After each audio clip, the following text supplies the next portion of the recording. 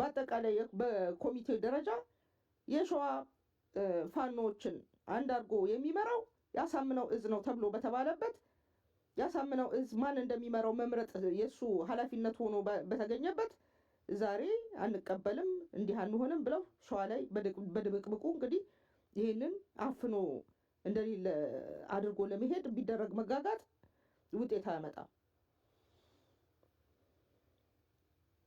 አያመጣም። እውነታው ይሄ ስለሆነ ስለዚህ እኔ እያንዳንዱ ብሔርተኛ ነኝ ብሎ ብሔርተኛ ስብስብ ብለን ስንላቸው የነበሩት እነሱን ስንደግፍ የነበርን እኔ ባሳምነው እዝ ፍጹም እምነት ያለኝ በእነሱ ነው። ምክንያቱም እስካሁን ድረስ ለአንድም ሰው ሲተናኮሱ ለአማራ ምን ተኩሰው ጥይት የለም ብለው ዝም ብለው ሲገደሉ ነው የከረሙት። እነሱን ነው ማምነው። ተፈትኖ በጽናት እዚህ ድረስ ለማንም አላሸረግድም በማንም አልጠለፍም ብሎ የመጣ ነው። በኮሚቴው በተስማማውና በፈረሙት ኮንትራት መሰረት የሸዋ አማራ የሚመራው በኢንጂነር ደሳለኝ ነው ተብሏል። ስለዚህ ያንን ተቀብሎ መሄድ የማይችል ከሆነ ዘሆልቲንግ ነው የማይሰራው። ቼክን ባላንሱ የማይሰራ ድርጅት የትም አይደርስም። ስለዚህ በሰዎች ነው የሚዘወረው ማለት ነው። ቼክን ባላንሱ የሚፈተነው አሁን በቁጭ ብለው ኮሚቴው በወሰነው መሰረት ይቀጥላሉ ወይስ አይቀጥሉም ነው። እንዳሻቸው የሚሆኑ ከሆነ በማባበል አሁን የሸዋ ጠቅላይ ግዛት እዝ የሚባለውን ራሱ የሌለ ኮፍሶ የሌለ የተሻለ አስበስሎ የሌለ ፓወር እንዳለው አድርጎ የሚደረግበት መንገድ ለምን እንደሆነ ይታወቃል። አጎንባሽ አሸጋጅ ስለሆነ ነው እንጂ ትክክለኛውን ይሄን ሁሉ ወጥሮ የያዘው ያን ሁሉ ያርበደበደው ከራሳቸውም ከጠላትም ከሚተኮስበትን ጥይት ቀልብሶ እዚህ ጋር የደረሰው ያሳምነው እዝ ነው። ስለዚህ ይሄንን በግላጭ መነጋገር አለባችሁ አማሮች። ይሄንን ማለፍ የለብንም። ካለፍን በቃ ድርጅቱ ቼክን ባላንስ የለውም። አሰራሩ ነው የሚወስነው። አንድ ድርጅትን ድርጅት የሚያሰኘው ፕሪንሲፕል ሲኖረው ነው። በፕሪንሲፕል መመራት ሲችል ነው። አንድ እጅ በሆነ ህግ ሲመራ ነው። ዛሬ ባካችሁ ምናምን እያሉ እነሱን ሹሩሩ ማለት ከድርጅቱ የሚጠበቅ ነገር አይደለም። ስለዚህ ይሄንን ኢንቱ ላይት ለማምጣት ነው። ምክንያቱም እሰይ እልል ምናምን በማለትና በመጸለይ አስሬ ስለሱ በመዝፈን የሚለወጥ ነገር የለም። ድርጅቱን አበባ ብታለብሰው ምን ብትለው በቃ ድርጅትኛ ቀድሞውንም እኔ አንድ ድርጅት የሚያሰኘው ቼክን ባላንስ አለው ወይ በፕሪንሲፕል ነው ወይ የሚመራው ወይንስ በሰዎች ነው የሚዘወረው? ይሄንን አይተን ነው ድርጅት የምንለው እንጂ ጀስት ተሰብስበህ ሎጎ ይዛ ስለመጣ ድርጅት ነው ማለት አይደለም።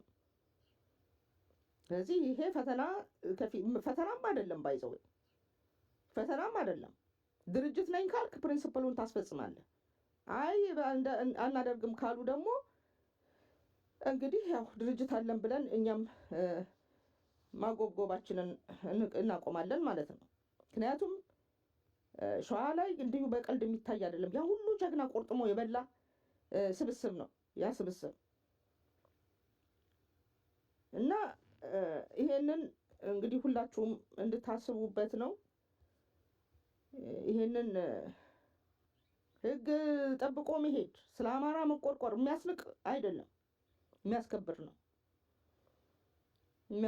ነው። ስለዚህ አንድነቱ እውን የሚሆን ከሆነ የሸዋ ፋኖ በኢንጂነር ደሳለኝ ይመራል። ያንን የተስማሙት አንዳንዱ በስምምነቱ ወደኋላ ሲሄድ ዝም የሚባልበት፣ ሌላው ደግሞ ተስማምቻለሁ ቃል ገብቻለሁ ፈርሜያለሁ ብሎ እያከበረ የሚሄድበት ምንም ምክንያት የለም እና ይሄ በመርህ የተወሰነውን ነገር ተፈጽሞ በአስቸኳይ ሸዋ በቅጡ የሸዋ እናት እስቲ ለቅሷ እንዲቆም። ምክንያቱም እዛ ላይ የተፈጸመው ነገር በጣም ከባድ ነው። ያንንም ደግሞ ማን ነው ህዝቡን እንኳን ይቅርታ ጠይቀዋል እንዴ? ስለዚህ ሸዋ ላይ በስርዓት ያንን ነገር አስተካክሎ መሄድ ያስፈልጋል።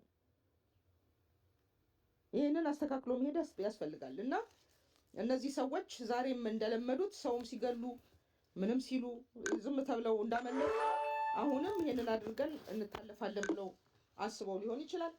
ያንን እንግዲህ ወደፊት የምናየው ጉዳይ ነው የሚሆነው። ፋኖ በአንድ ሆኖ እንደተአቀደው በቅዱ መሰረት ባሳምነው እዝ በሚሰይመው መሪ እንዲመራ ነው የተስማሙት።